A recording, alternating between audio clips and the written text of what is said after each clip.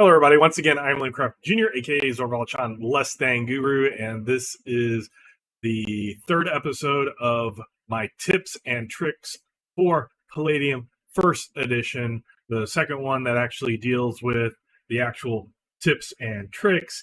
And this one is going to be about the minor tweaks that I have done for changing occupational character classes within Palladium First Edition.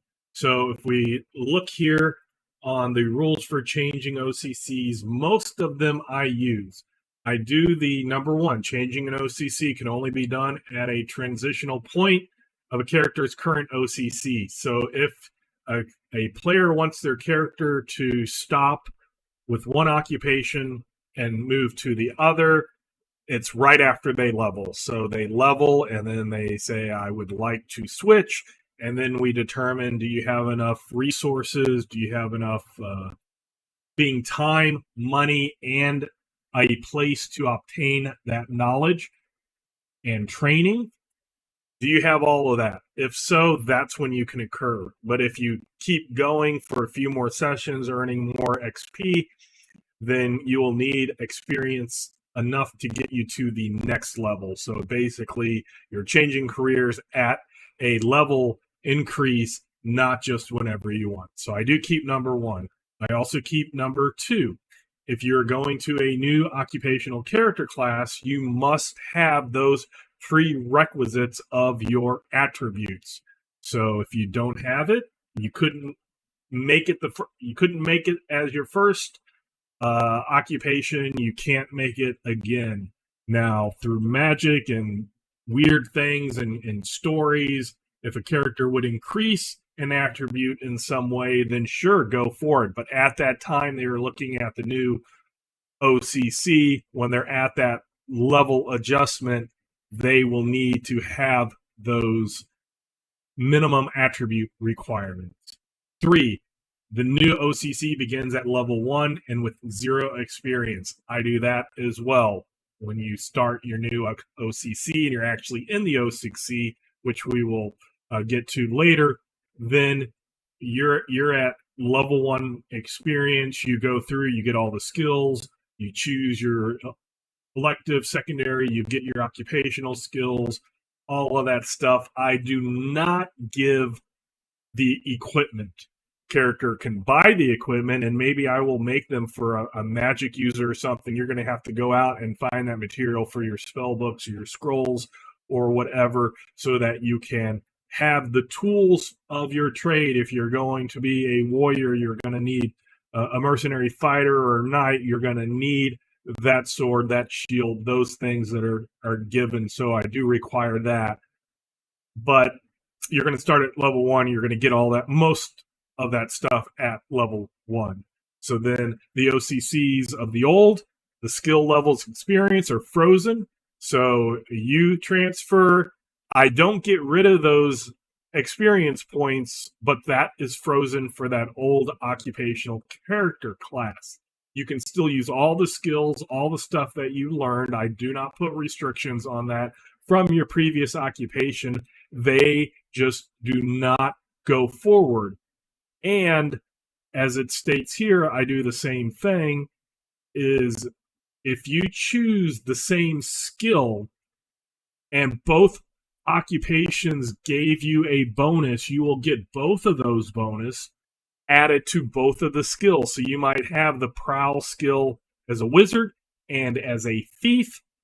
The one is frozen. Let's say you went from wizard to thief. The wizard one is frozen, but the thief bonus that you got later will apply to the wizard. The thief prowl will have the wizard applied to it, and you will be able to use whichever one's greater. But you're advancing in thief, so at some point, the thief is going to be higher, and that's the one that you're going to use. So basically, you can use the higher of the two, but the previous one doesn't increase. Basically, if you're a 3rd level wizard and you become a 1st level thief, your prowl is not 4th level. You still use whichever one's higher. And because of bonuses and things, you're getting both bonuses. The old one will be better, so you'll be at that level until you can learn how to be better at it. So that's how I use the skills. 6, same thing. There's no limit to the times a person can change their occupational character class as long as you fulfill other requirements. So you can change it as much as you want, only between those levels. So on those leveling occurrences is when you can change, but you can change as much as you want. The one thing I do not do is I do not do number 7, where hit points are gained for each new level of experience. That rule there gives incentives for people once they get around 5th level to start getting a few levels of every single occupational character class that they can get, because they can get a few of those occupational character classes, all the skills, all the benefits, the hit points, etc., for the same amount of experience that they would require to get from a 5 to a 6, or maybe even a 4 to a 5. So just the way the experience per level increases, it gets to a point where it is beneficial for a character to start switching occupational character classes. So what I do is there's 15 levels in Palladium, and you have to obtain a higher level. So if you have a 3rd level wizard, you've rolled 3 times for your additional hit points. In my game, they're shock points, but that's going to be a different video. Then you become a wizard. You would have to get to level 4. At level 4, you would roll your level 4 1d6 hit points and add to it. If you switch back to something else, you would have to get to a level 5. So something has to get to the next level.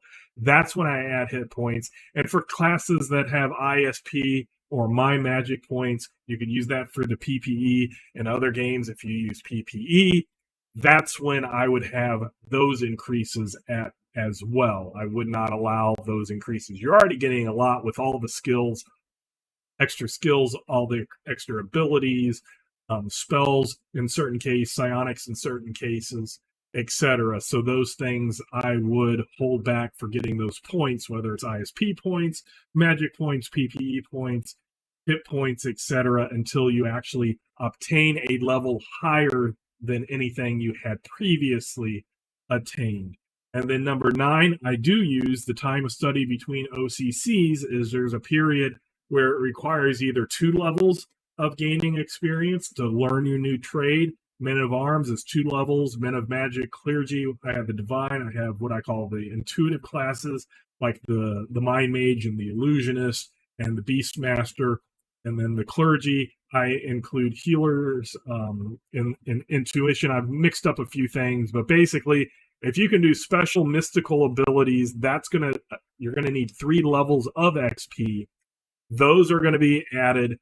Once you obtain that, you gain level 1. Those experiences are basically, they can be deleted. And then if you go back, then even if you go back to a wizard, you want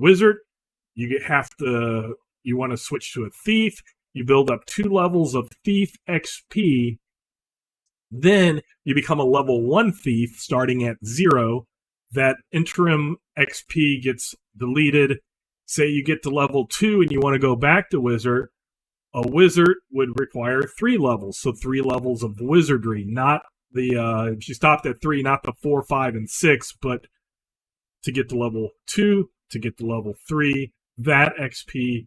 Then you can start off with the old XP that you obtained as a wizard. So that's why that was frozen. So far, I've had a couple of characters looking at this system, but everybody agrees that this just makes a lot of sense of not increasing the hit points and the magic points and the ISP, etc., gaining the new stuff. And if there's a difference, say something gives you a +4 bonus at level 1 and something gives you a +8 bonus, like say for hit points or SDC, I use shock points, then I give the difference. So if something gave a +4 and then you change to something that gives you a +8, I will allow the difference of that, the +4 again. So you get the greater of the two. One, it is dealing with those point type things, hit points, magic points, PPE, ISP, whatever you use there. So that is basically what this one is, a tip and trick for helpfully changing your OCC and not making it an incentive to change OCC, but be driven by the player and the character's view in game, out of game, and what makes that character fulfill what they want to do, rather than, oh, if I do this, I can gain a bunch of hit points and then come back and not need a long time to do it. So having said that, once again, I'm William Crafton Jr., aka Zorval John Less Than Guru. And until next time, I will catch you later.